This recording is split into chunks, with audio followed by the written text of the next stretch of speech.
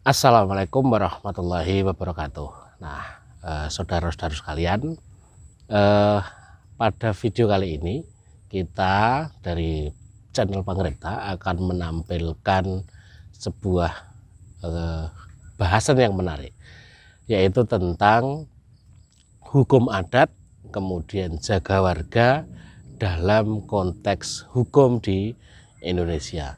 Seperti kita tahu bahwa hukum adat itu bisa menjadi salah satu produk hukum yang ada di tingkat masyarakat. Nah, sebagai contoh di Sri Martani, ini ada salah satu dusun yang punya kesepakatan terkait dengan tindak pidana ringan yang dilakukan oleh warganya.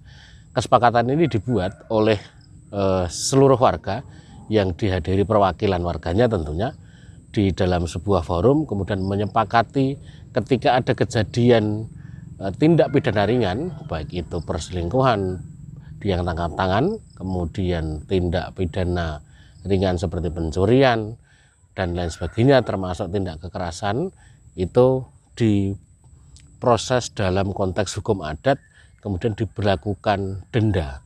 Nah, ini tentunya sangat menarik dalam konteks keistimewaan di DIY bahwa ada peraturan Gubernur Daerah Istimewa Yogyakarta nomor 28 tahun 2020 tentang jaga warga, yang dimana jaga warga itu memiliki tugas yang pokoknya pertama yaitu menjaga keamanan, ketertiban, ketentraman di masyarakat, kemudian memberikan masukan kepada dukuh dalam konteks pembangunan, dan juga menjadi fasilitator di tingkat masyarakat. Artinya jaga warga ini memiliki peran yang sangat lebih dalam konteks menjaga semangat keyogyakartaan yang ada di daerah istimewa Yogyakarta ini. Nah, nanti kita akan kupas lebih jauh bagaimana hukum adat yang ada di Sri Martani terutama, atau mungkin bahkan di tempat-tempat yang lain, dalam konteks tinjauan hukum positif di Indonesia ini bagaimana.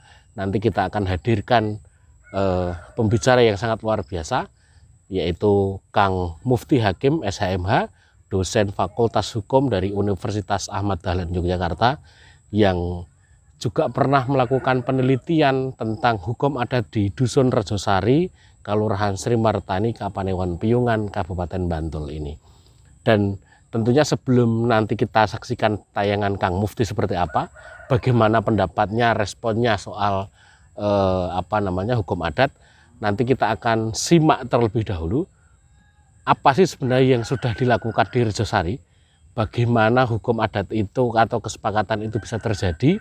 Nah, nanti kita akan hadirkan juga tokoh masyarakat yang ada di Dusun Rejosari untuk menyampaikan apa sih kesepakatan yang sudah dibuat, bagaimana menerapkannya, sejarahnya seperti apa kok bisa dibuat kesepakatan masyarakat tentang tindak pidana ringan. Nah, tentunya ini menjadi bahasan yang menarik, dan teman-teman nanti silahkan saksikan sampai akhir video agar tidak gagal paham, agar tahu betul bagaimana hukum adat itu bisa diberlakukan di Indonesia, mengingat ada peraturan polisi nomor 8 tahun 2021 kalau tidak salah, tentang justice restoration atau keadilan restoratif, yang mana mengurangi atau menekan, meminimalisir peran kepolisian dalam menangani kasus-kasus kecil seperti tindak pidana ringan dan sebagainya.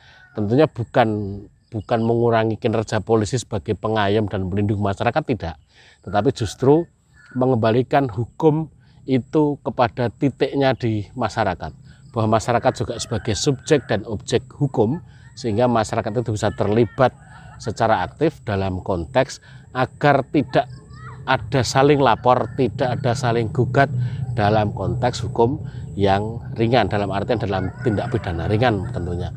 Nah, ini menjadi bahasan yang menarik tentunya. Nah, monggo nanti silahkan disimak lebih dalam sampai habis.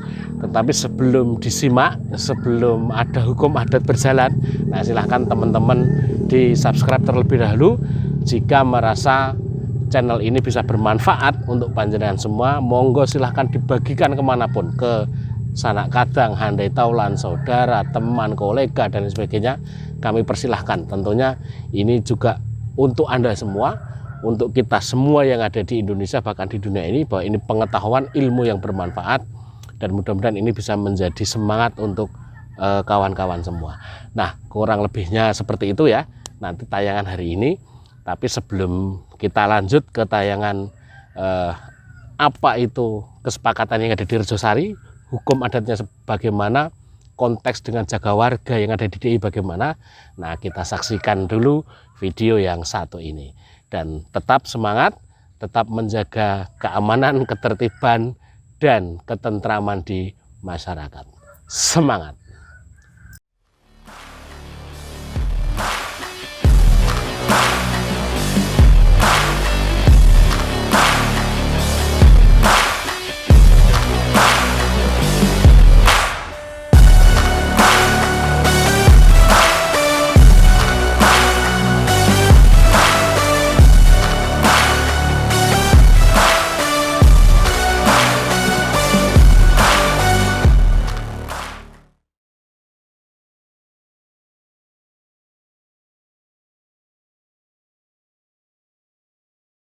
Awal-awalnya niku kan dintene mboten kelingan, tapi malam niku sudah lebih dari jam malam, di antara jam 11 ke atas.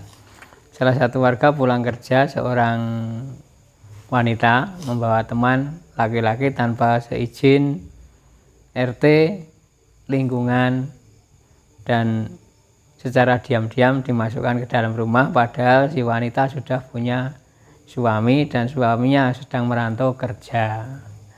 Nah, itu saya selaku jadi ketua RT, ada salah satu warga yang melihat langsung melapor ke saya, lalu kita datangi beramai-ramai. Ya mungkin ada 10 orang tetangga dekat sini sama sebagian pemuda. Setelah itu dari warga tidak terima karena desanya selalu, mungkin enggak cuma sekali, tapi ketahuan cuma sekali, jadi enggak terima kalau desanya diacak-acak sama orang luar gitu. Terus dalam pertemuan kesepakatan demi kesepakatan dan negosiasi, nah itu ada kesepakatan bahwa misalkan ada kejadian kayak gitu lagi dan tertangkap di wilayah Dusun Rejosari, itu dikenakan denda material kurang lebih 10 juta berupa duit. Kalau tidak mampu membayar, itu diarak keliling kampung, dipakaian setengah telanjang gitu. Kesepakatan itu lalu kita ajukan di Rembuk Dusun, juga sudah disepakati semua sama Rembuk Dusun, ketua Rembuk Dusun, ketua Pokgiat, ada pengetahuan Bapak Dukuh, dan semua RT Rejosari sama ketua pemuda.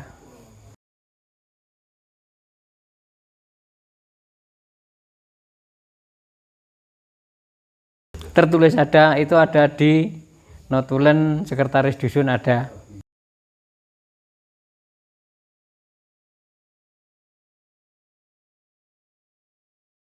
Semua warga bahkan mendukung biar desa kita itu bisa diarani desa yang tentram, tidak ada suatu kota yang menjijikkan kayak gitu ya, perselingkuhan atau sebagaimana gitu.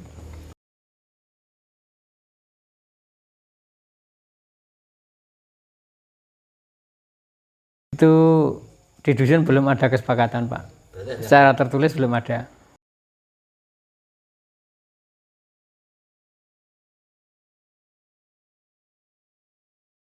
Kalau masa waktunya itu belum tertulis, Pak, tapi kalau kesepakatan sudah diketok di Rembuk Dusun, itu semua satu dusun sudah sepakat harus ditegakkan.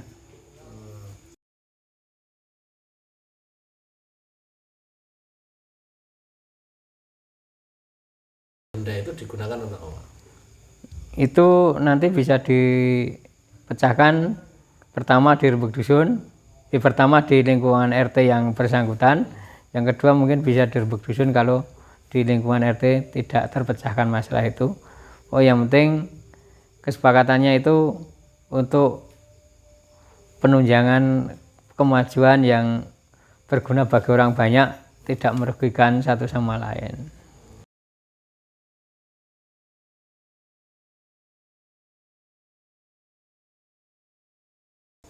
Ya kalau dari pemuda waktu itu kan yang sering terjadi kan, kalau saya sudah sampai ke polisi sulit mencari pasal yang menjerat itu kan, termasuk ringan atau gimana, tapi kejadian berkali-kali begitu. Jadi berawal dari situ terus warga membuat kesepakatan itu yang bila mana terjadi perselingkuhan atau apa, denda. Terus kalau untuk yang pencurian HP itu karena sudah sering juga, terus itu yang bersangkutan buat kesepakatan juga kalau terulang satu kali lagi dan terbukti, siap meninggalkan dusun Rejosari. Meninggalkan selamanya? Ya nggak tahu sih, intinya siap pergi dari Rejosari kalau terbukti.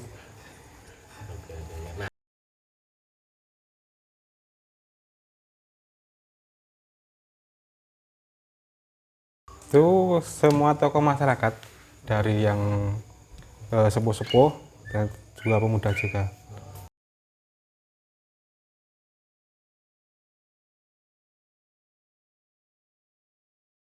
Kalau menurut saya, kalau sampai berurusan sama polisi sudah ada pasalnya, itu biar urusan sana. Kan yang kemarin-kemarin itu nggak ada yang di bawah umur tanggung itu loh, masih mau dimasukkan juga nggak bisa di bawah umur. Berarti itu kasusnya kasus perselingkuhan di bawah umur? Enggak, yang pencurian. Oh, yang pencurian. Ya. Kalau yang perselingkuhan tadi karena sudah berulang kali kejadian? Ya sebelum ada peraturan itu kemungkinan ya sering ada. Tapi lain orang.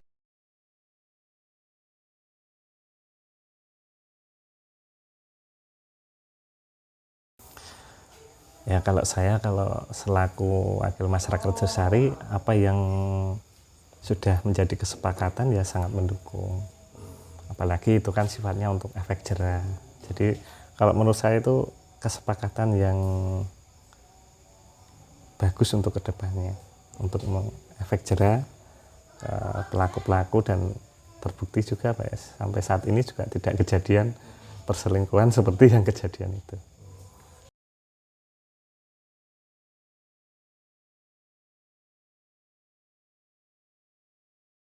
Ya kalau saya pribadi ya sangat setuju, dan juga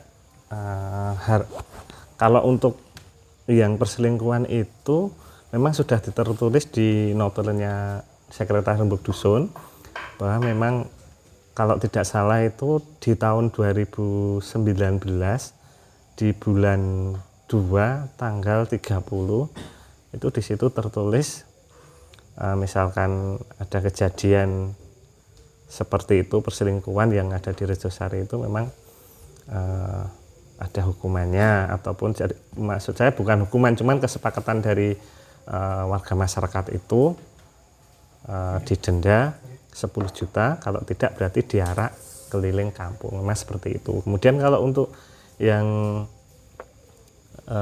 peristiwa lain, katakanlah untuk tindak pencurian atau apa, itu secara tertulis belum, cuman dulu itu pernah kejadian sebelum COVID itu, jadi ada pencurian HP kalau tidak salah itu. Awalnya itu dia tidak mau mengaku, cuman karena bukti-buktinya sudah kuat, kemudian logatnya juga dia sudah tidak bisa menghindar, cuman karena mau ngepres saja, cuman kita tidak punya kewenangan, yaitu akhirnya di situ ada pernyataan yang intinya itu pelaku itu bersedia ataupun akan meninggalkan Rejosari apabila melakukan kegiatan ataupun perilaku yang sama, yaitu melakukan tindak pencurian. Seperti itu pernyataannya, dan itu tertulis dan tersimpan di lemari kerja saya.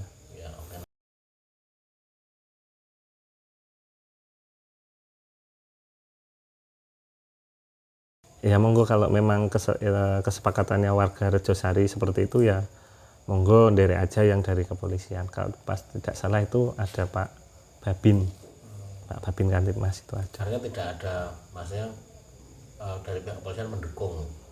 Ya kalau mendukung atau tidak saya kurang tahu, cuman ya monggo aja kalau misalkan dusun ada kesepakatan seperti itu, seperti itu Pak Lili. Daripada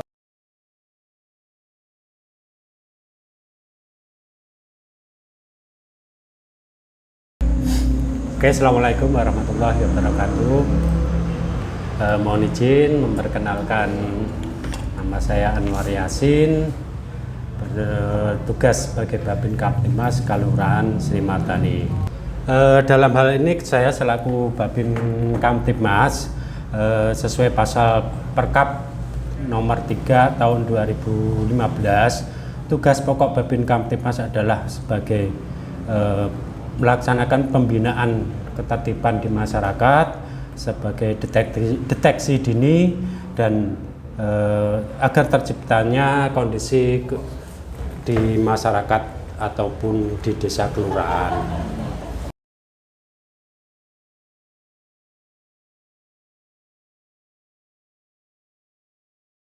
Upaya kami yang saya lakukan di Kelurahan Sri Martani tentunya dengan pendekatan ke masyarakat dengan cara kunjungan di rumah-rumah penduduk, melakukan pengaturan dan pengamanan kegiatan di masyarakat serta memberikan perlindungan sementara kepada baik korban kejahatan, pelanggaran maupun bantuan kepada korban bencana alam.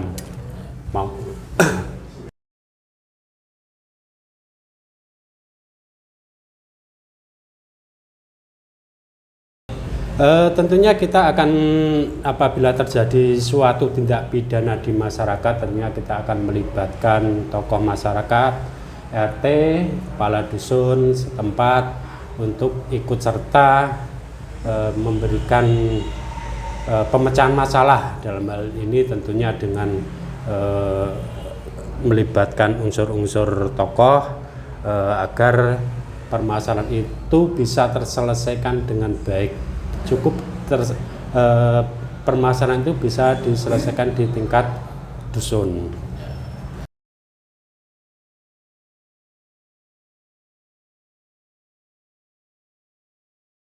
Dengan harapan ke depan Babin Kamtibmas agar terciptanya masyarakat yang aman, tentram, patuh dengan hukum, itu mungkin harapan ke depan untuk masyarakat khususnya di wilayah Kelurahan Sri Martani.